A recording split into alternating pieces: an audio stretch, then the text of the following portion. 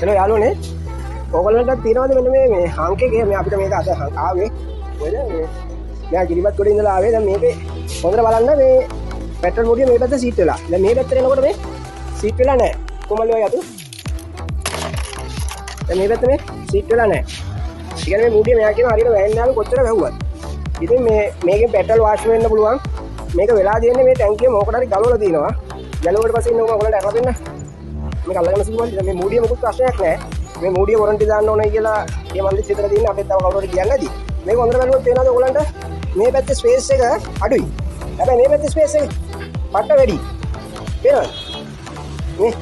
එතන ඒ කියන්නේ මේ කවරේ එලයිමන්ට් අවුලක් තියෙන මේක අයි කරනකොට මේ පැත්තට ගිහිල්ලා තියෙන්නේ දැන් මේක අපි ගලවලා මේ පැත්තට කෙලින් කරන්න හදන්නේ කෙලින් කරලා ඔයගලන්ට ඉන්නකෝ වීඩියෝ එක පෝස්ට් කරලා ආයි දාන්න මොකද මූඩියට අක් ගාලා වෙනවා